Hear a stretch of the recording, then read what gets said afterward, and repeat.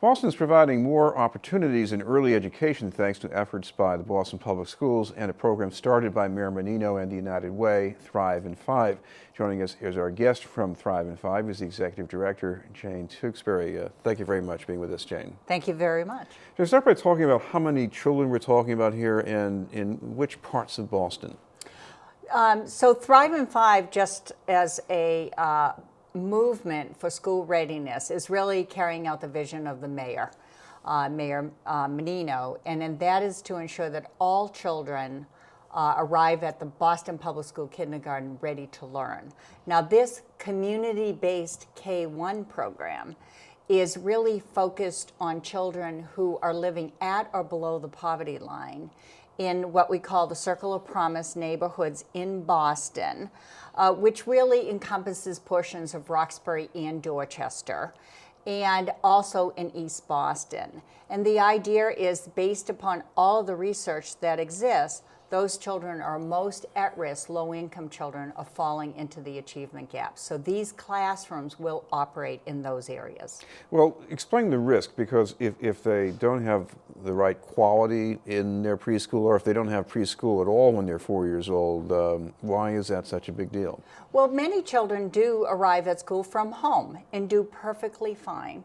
However, there may be undetected developmental delays, and one of the things about a more formal preschool experience is that there's opportunities by trained teachers and often support for ensuring that those children receive referrals to appropriate resources and supports.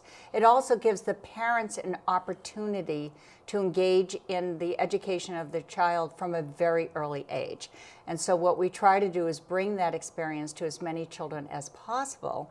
And one of the things that was the impetus for this program was the fact that the 4-year-old public school kindergarten was oversubscribed.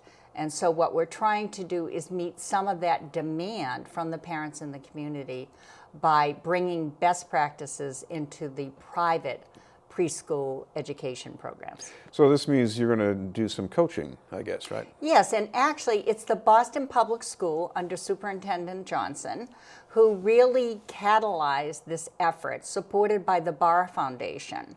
So there's a 5-way partnership between Thrive in 5 from the mayor's office, the Boston Public Schools, United Way, the Barr Foundation, and with support from Early Education and Care Race to the Top funds.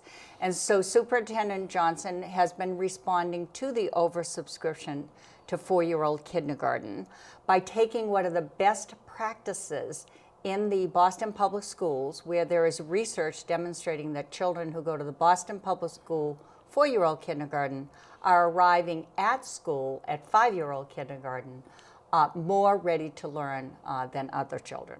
It may be your expectations for preschool have also changed in recent years. So we're talking about certainly a lot more than just babysitting. What's going on in these classrooms that's so important? Really, there's a terrific opportunity for children's natural development between the ages of 0 to 5, which we all know is a critical brain-building period of time, to really realize as much of their potential as possible, positioning them to be ready to learn when they get to school. And one of the reasons that's very important is, even though Massachusetts ranks #1 in the country on 4th grade reading at 50%, which is really not a celebratory figure. We need to do better nationally, even though Massachusetts leads.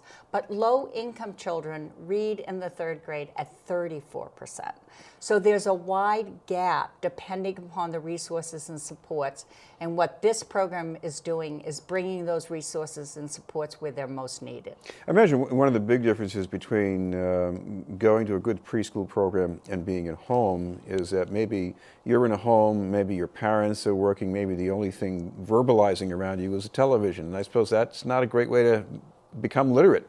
And there are a lot of challenges to families who are struggling either financially or have other challenges facing them, to be able to provide as enriching an experience when they're handling those issues for their child which their child could get in a more formal setting.